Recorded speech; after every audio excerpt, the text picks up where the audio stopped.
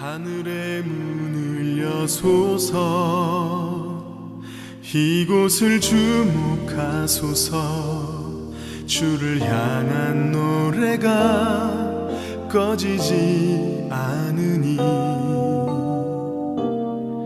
하늘을 열고 보소서. 이곳에 임재하소서.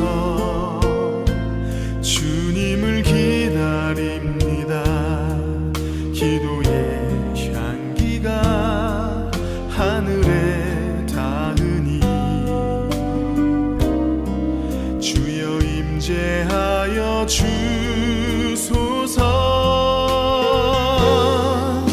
이곳에 오셔서 이곳에 앉으소서.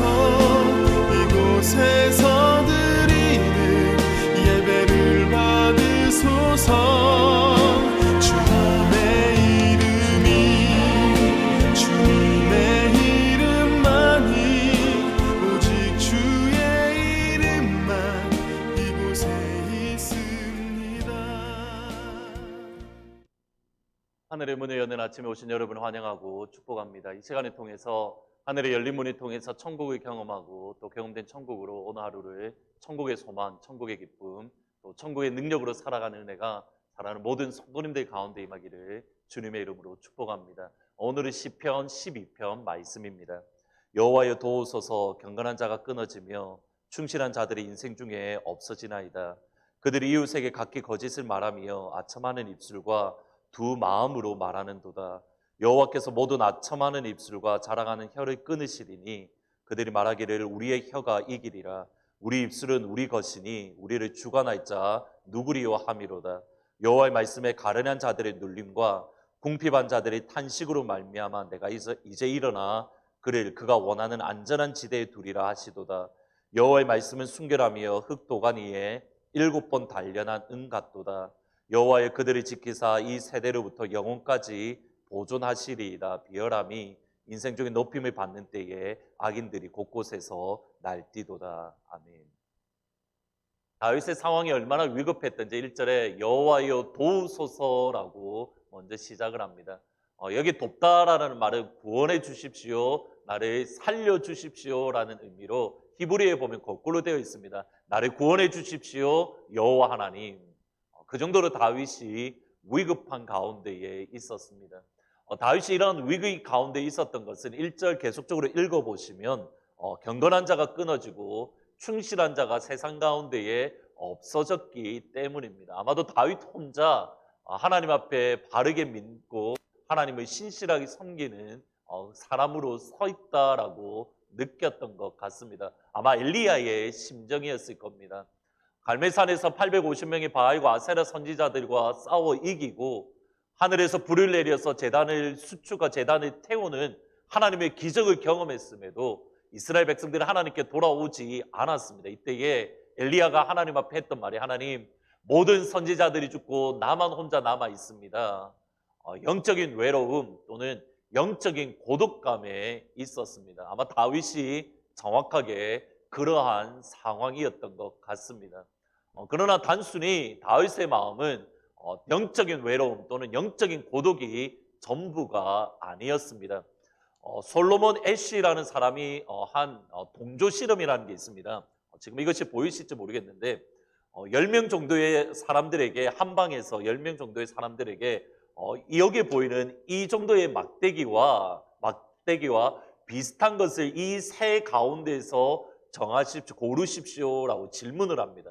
하나는 그것보다 훨씬 작고 또는 하나는 훨씬 긴 막대기, 그리고 또 하나는 똑같은 막대기를 보여줍니다. 누가 보더라도 이 세 번째 이 막대기가 비슷하다라고 답을 할 겁니다. 그런데 10명 가운데에 한 9명이 자꾸 짧은 것, 그것이 더 비슷한 것 같다, 비슷한 것 같다, 비슷한 것 같다라고 이야기를 하니 한 명이, 마지막 그 실험 대상인 한 명은 원래 분명히 C가 더 똑같은 건 줄 아는데 똑같이 잘못된 답, 짧은 것을 대답을 하더랍니다.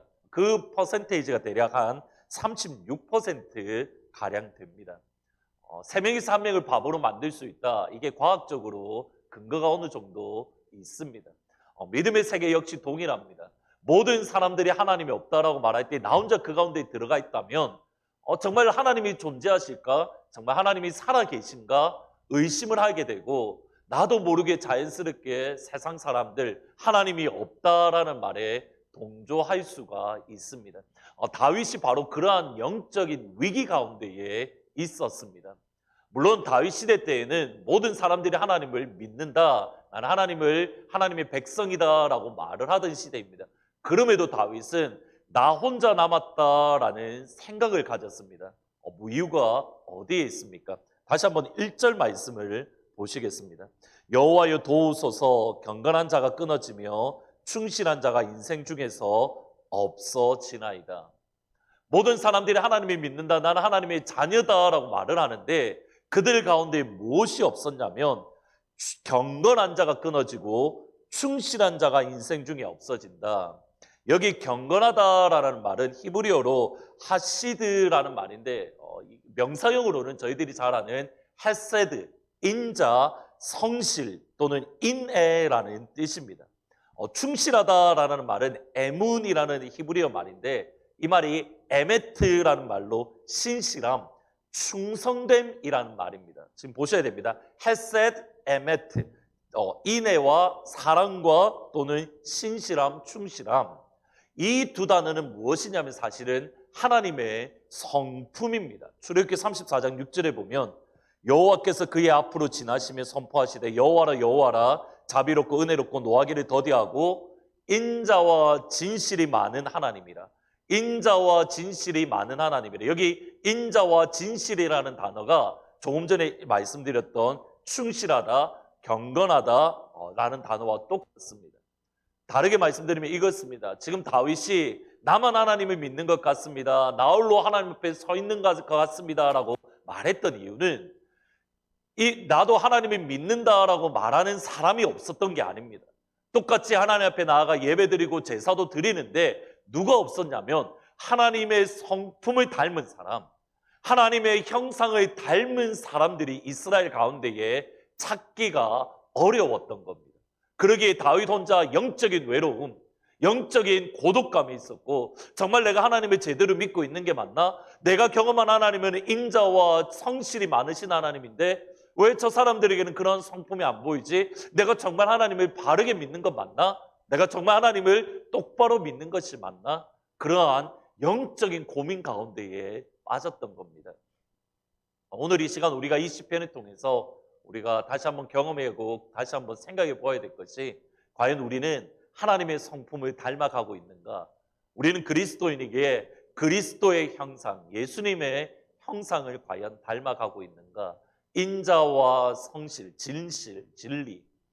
사실은 예수님의 형상을 담는다 또는 하나님의 성품을 담는다, 목사인 저 역시도 쉽지 않은 일입니다. 그러나 하나님께서 우리를 하트포드 제2장로교회로 부르신 이유는 저와 함께 또는 온 성도들과 함께 하나님의 형상을 닮은 그리스도의 형상을 닮아가도록 또는 그리스도의 형상을 닮아가기 위해서 서로가 힘이 되고 격려가 되어지며 우리가 지금 걷고 있는 길이 하나님이 원하시는 길이라고, 우리가 지금 걸어가는 길이 하나님이 기뻐하시는 길이라고 서로 격려하고 세우고 복돋아주는 그러한 가족 공동체로 하나님께서 우리를 부르신 겁니다. 우리 가운데에 이러한 인자와 성실을 담기 위해서 노력하고 또 한 걸음씩 나아갈 때에 어떤 역사가 있는가? 12장 7절에 보면 이렇게 말합니다. 여호와여 그들을 지키사 이 세대로부터 영원까지 보존하소서. 우리 때문에 이 세상이 보존될 수 있고 하나님의 형상, 그리스도의 형상을 닮아가는 저와 여러분 때문에, 하나님을 바르게 믿고 있는 저와 여러분 때문에 이 세상이 어떤 면에서는 그래도 여전히 살만한 곳, 그래도 소망이 있는 곳으로 되어져 갑니다. 오늘 이 시간 우리 삶 가운데에 바로 이 하나님의 성품, 예수님의 성품이 우리 가운데 드러나는 그런 영광의 하루가 되시기를 주님의 이름으로 축복합니다. 오늘은 찬송가 96장 예수님은 누구신가 같이 찬양하시겠습니다. 예수님은 누구신가 우는 자의 위로와 없는 자의 풍성이며 천한 자의 높임과 잡힌 자의 노임 되고 우리 기쁨 되시네. 예수님은 누구신가?